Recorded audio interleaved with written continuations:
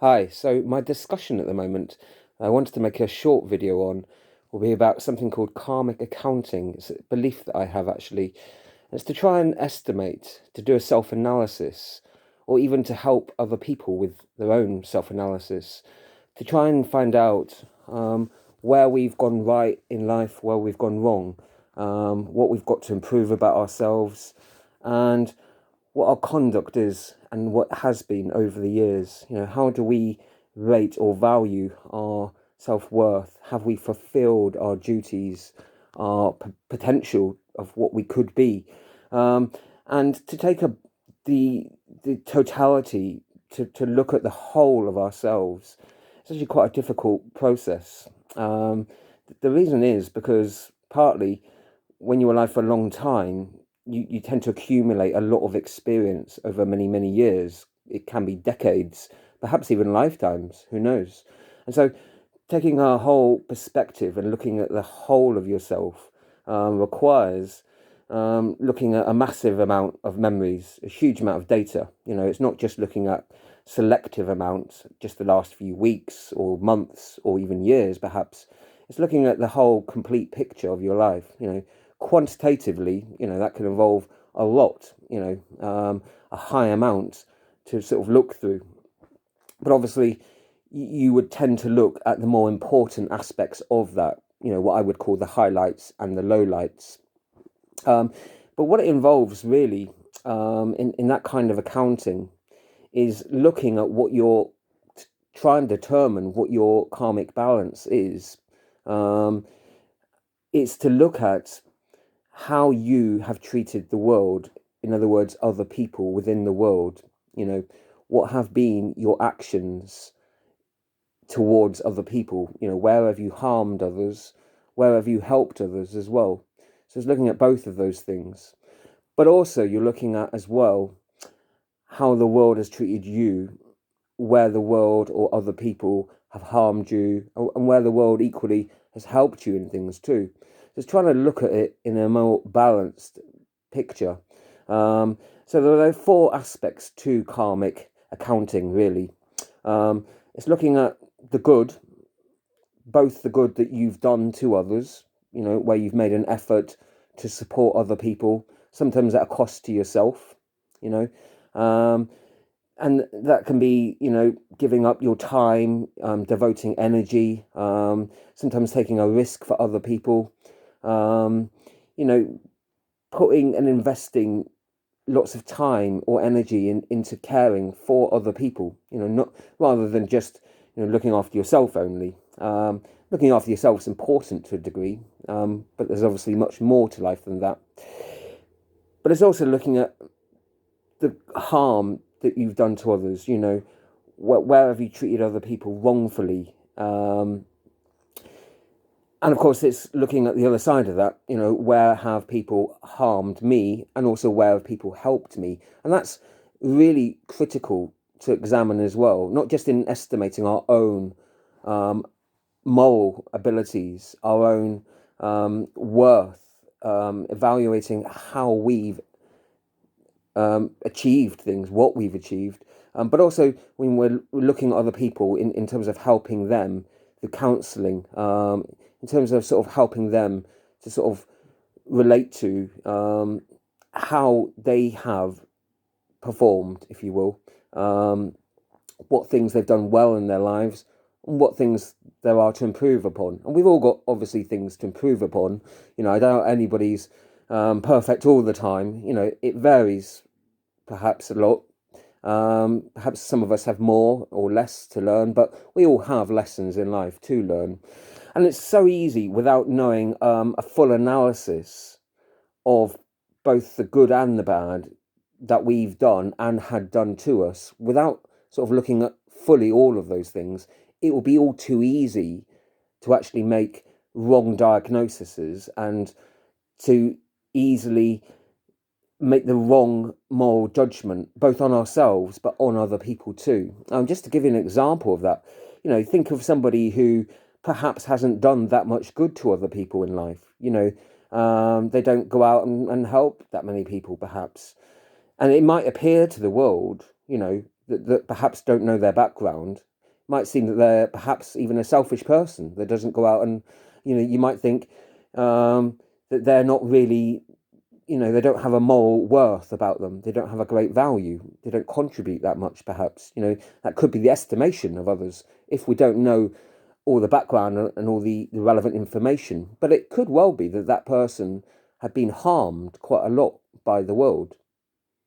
So it could be that they felt un, unable to sort of help others. They could well have been so abused to such an extent whereby they were psychologically quite troubled and disturbed, and it could well be an individual like that hasn't gone out and harmed the world as much as they've been harmed. So if you look at that in terms of karmic accounting, each time the world harms you, that's actually a credit in a strange way. You're owed some sort of compensation from the world in a sense. Now, if you've gone out and harmed the world and done the same amount of bad to the world that the world did to you, that evens out, doesn't it? Really, the world's treated you badly, and you've treated it equally badly. You end up in a sort of balanced, evened out state then. But supposing the world had done awful things to you, but you didn't go on and do those things to others. Supposing you prevented yourself from doing those things. So it could well be, therefore, the actual fact, even though somebody isn't perhaps doing a lot of good to others, that the mere fact that they're perhaps not doing bad to others, if they had an extent of that done to themselves, that could mean that actually they've done quite well and that there's an achievement in that, in actual fact. So it's quite hard to know someone's real, true wealth spiritually without knowing the full facts of their background. You can think of other situations where it's quite possible that you might misdiagnose someone and judge them unfairly. It could be that, possibly somebody goes out and does a lot of harm to the world. But perhaps they do a lot of good to the world too. There's many people like that actually. But without knowing, how much harm they had done to them and how much support and help they had done to them as well, we can't make any real assessment of that. So it's very hard to know without accurate knowledge about our information. Well, we are much more able, hopefully, to know about ourselves more than other people, depending on our ability to remember things accurately and also to try and analyze things from a more objective point of view. It's almost like you have to have an out-of-body experience, or you have to sort of step back and look at yourself as if you are someone else somehow to try and be objective, because it's quite hard to sort of realize when you might have harmed someone and to work out, is it really that you've harmed someone? For example, somebody might make an allegation against you and say, well, when I lived with you, I found it was quite abusive. I found that you were quite insulting and degrading in the language you used. They might say that as an example.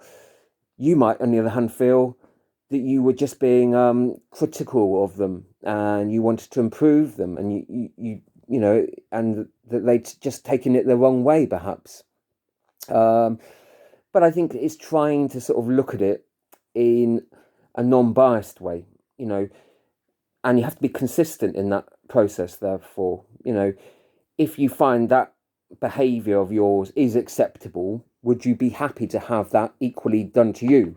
That type of criticism that you're saying is justified to give to others because you feel that maybe it helps them to grow, would you be happy to have that done to you the same way? That's always a good way to analyze things, isn't it, really? To assess whether our behavior and conduct is fair.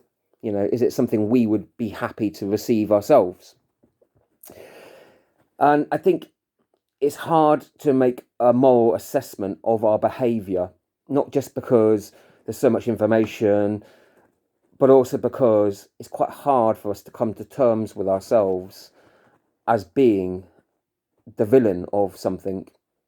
But equally, in a different way, it can be quite hard to reconcile and come to terms with ourselves as being a victim of something.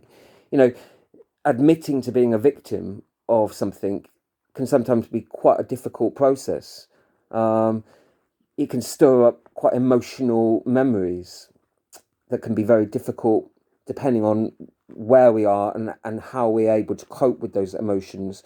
It can be very difficult to come to terms with and to discuss with others, because it involves us sort of relating to an earlier self of ourselves as being fragile, as being vulnerable, as being scared, of being frightened.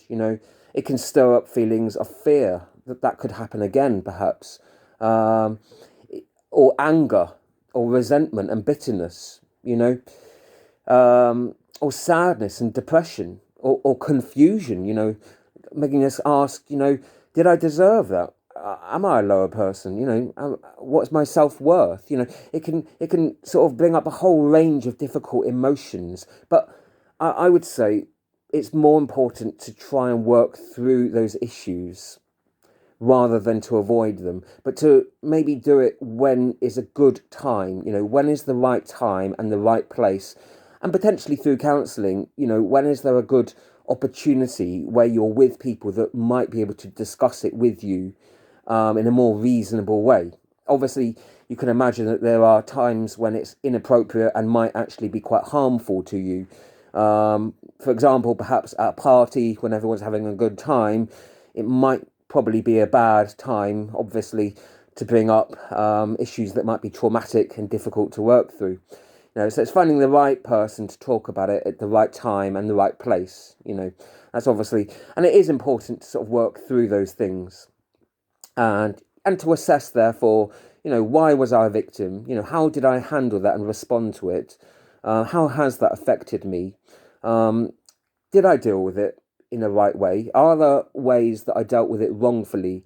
And have I resolved those issues? Or have I still got things to work through regards to those? And that can be a long-term commitment, of course. Have I got to strive to make an effort to see the people that harmed me, and to see it from their point of view? Maybe if I could relate to them, maybe if I could understand them in their position, were they in a difficult position? Would I perhaps have done something similar or not in their position? Were they under undue pressure and stress in their circumstances? It's not trying to excuse perhaps that behaviour, but it may understand it in a context that may help, at least. It's also, therefore, helping to sort of connect to others that may have gone through similar struggles. How did other people cope with it? Did they find effective coping strategies? What worked for other people? Could that help you as well? So there are good reasons for trying to look at where we've been a victim in life, in assessing, how we can improve our conduct for the future, how that's affected us perhaps unconsciously in the past. And, like, for a simple example, if we've been hurt by someone, let's say you're hurt by a parental figure when you're young, that can sometimes lead some people to have a mistrust of authority figures in general, and think that all authority figures may be wrong and harmful, and it may lead us to becoming more cynical in life. But equally, the opposite might happen as well. If you think about it, if you've had a very good upbringing and your experience of parental figures has been generally good, people have been nurturing and supportive, and they've helped you through lots of difficult situations, and that support has really been, really good for you. You might have a tendency to assume, therefore, that all parental figures and authority figures in general are like that and supportive. That could equally lead to a sort of naive attitude, couldn't it? But I think as you get older and your experiences are more varied, and you're more likely to accumulate both good and bad experiences, so you're more likely then to sort of take a more balanced view, and that helps you to sort of see that there's good and bad in all different positions in life, and not to generalize.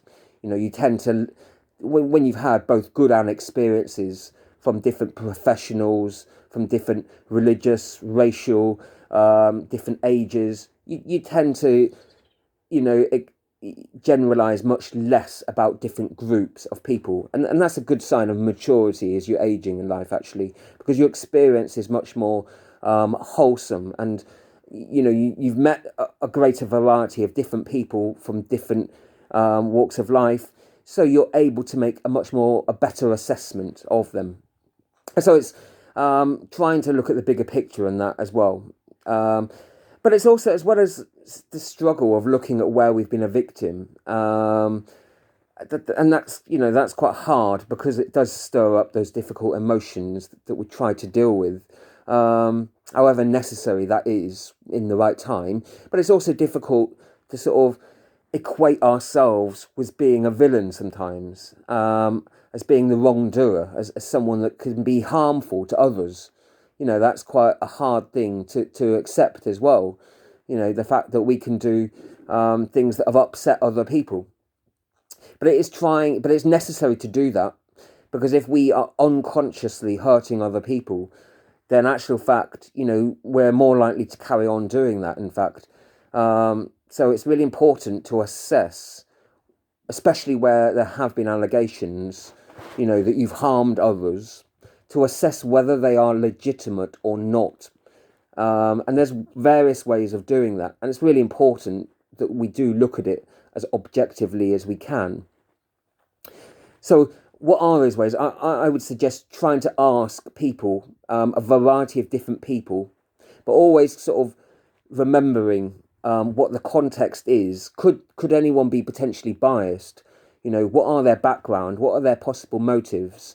Or, you know, if there's a group of friends that all are close to each other and all tend to share similar ideas, they may be closely related. You know, if one of them thinks something critical about you, it may be that quite a few of them do as well, because they might all be quite close and they might all think alike. So you've got to consider what influences that there are there as well. But if you ask a complete stranger who doesn't have any vested interest in the situation, you know, they're not invested emotionally, perhaps. So they might be more objective in their assessment. And that's why with psychoanalysis, we tend to suggest that it's better for people when examining really emotionally traumatic events in their lives. It's often better to actually talk with a stranger rather than someone who's closely involved and might have a vested interest. And that's because, you know, they're not going to be there to try and flatter you. They're not trying to keep a relationship that they've invested years into. But equally, they're not, you know, they're not going to sort of they're not going to be scared to sort of tell you to your face if they're really upset with you and they think something you've done is wrong, because they want to sort of keep a relationship that may be meaningful to them, and they're scared of losing that. You know, they don't have a stranger won't be so invested in that from that point of view. But also, you know, they might not be someone who's upset with you. They're not angry with you over an incident, perhaps. They don't, you know, they're not driven by a vengeance or bitterness either. You know, so often, you know, we tend to say in psychoanalysis that it's much better to have that analysis from a stranger, from someone you don't know personally, you don't have any vested interests with. But obviously, everybody still does have their own biases in life, you know. So that's not to say anyone, just because they don't know you and they're not emotionally invested within you, that's not to say that they're going to necessarily be always honest and non-biased still. You know, we all do have our prejudices to a varying extent. So it's still worthwhile examining, you know, that person and their background and their influences. And it's also worthwhile, you know, looking at some people, depending on your relationship with you, might be more able to be honest with you, you know, depending on the depth of the relationship and the foundations of it. You know, a good, solid relationship, you know, it's sturdy and it can withstand fair criticism, of course. Something that's shallow and petty anyway, you know, it's not going to withstand somebody, you know, telling you honestly what your worst things are, you know, because No one likes to be told that. And I think it depends when you are doing that, how you do it as well. So it's all too easy to go out and be very critical and judgmental of other people. We see the wrong in other people all the time and it upsets us. But, can we turn that same analysis on ourselves? That's the critical question, isn't it? Are we happy for that same discernment, for that same analysis and focus to be put on us? Are we acceptable? Are we embracing of being under that same spotlight that we're happy to shine on others? And that's the critical question in that, isn't it? But there are various methods, I think, of how we can help analyze other people constructively, and that's partly, as I said, by only doing something that we would be happy to have done to us, really. And I think it's important, if we recognize a truth about someone else that we may feel might help them, that we do it in a way that is empathetic, in a way that's sensitive, that we don't use the truth as a weapon against them. We don't do it in a public place to shame them, that we do it one-to-one in a way where it's private, it's not going to cause them embarrassment and degrade them. We're not doing it as a vendetta, we're not doing it to lord it over them and to sort of get one up, but we're doing it out of concern.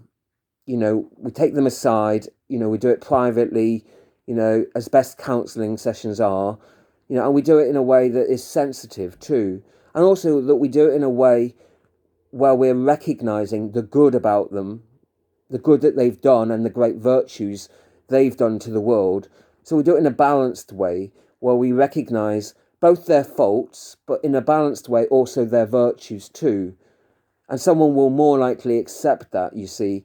And I think I would too. If somebody was saying, I like this about you, these are the good things that I recognise, but on the other hand, however, I have got these concerns about you, and these are the things I think you need to sort of improve about yourself, and these are the challenges you've still got to overcome. So if somebody does it in a more reasonable, balanced way like that, they're not demonizing me. They're not saying, oh, everything awful about you, just shining a light on all the bad things, but not recognizing any good things, but equally not recognizing the potential harm that the world might have done to you as well.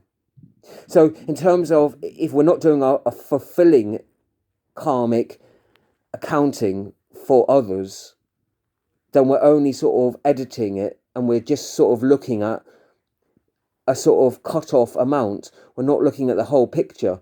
In actual fact, you will find people are resentful of that, because it can often reflect them in a very bad light, and one that's quite unfair to them as well. If I judge someone without knowing the full evidence of why they might have done that, and that's why it's so important that before making any kind of assessment like that, you have to take the time to actually get to know them properly. Now, that can be a difficult thing too. Not everyone is always honest. None of us are honest all the time, if I'm honest. Sometimes it's hard to admit to the wrong. Sometimes it's hard to admit to when we've been wronged, and we're vulnerable and fragile too. So it's taking the time to get to know someone. And I think actually, once people know that you're not going to pounce on them, and that you don't just want to be judgmental, and that your goal isn't to try and belittle them and shame them, but actually you want to sort of help them to improve themselves. You want to see in a fairer light, objectively, that they have got things that they have to improve upon, but as we all do actually, and that you're willing to recognise where they've been wronged and handicapped, where they've been, had hardships that may not have always been recognised, and I think when people realise, if they know that you actually have got those good intentions, and also if people realise that you're happy to undergo the same procedure and accounting, then they're much more likely to go along with that. This whole idea of, I'm going to go and be counselled by someone who doesn't have any problems or struggles of their own, and it's a one-way street. Well, that's sort of like that's a really kind of, maybe they've got a different kind of problems, different kinds of struggles, but it really is a distorted view. So I think it depends how we relate to others, in what way, and how we can try and make efforts to recognize more fully both the context that they're within, in terms of both the good and bad that they have done, but also that the world's done to them. And that is a difficult procedure. It's difficult because, it's hard to come to terms with those things, and that does require a commitment. I found that I'm probably better and worse than I want to admit I am sometimes. In some situations, I've done things that I'm really quite proud of, actually, that I've come through a lot of hardships and endured things, and have been able to forgive and move on. And I found an inner strength to deal with situations I never thought or imagined I ever would. I really am. But equally, and probably much more so, I'm probably quite ashamed of many things that I both haven't done, things that I could have done a lot better to support others, but also on occasions where I've actually harmed others, taken out my frustrations, my anger, my sadness that I haven't, made enough effort to resolve, and just taken those things out on others too.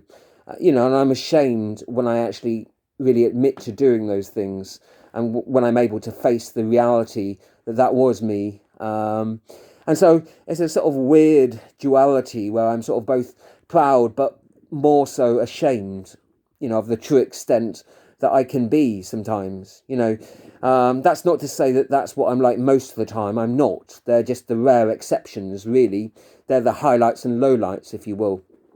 And sometimes that's born of exceptional circumstances. Sometimes, in certain circumstances, you're forced into a situation where you've either got to do something good or do something bad. And sometimes, your hand is forced to make a choice and to sort of decide how to react in a situation. We can all probably look back and remember many occasions like that. But it's not just all the, the larger things as well, but it's also the many smaller things in our lives as well.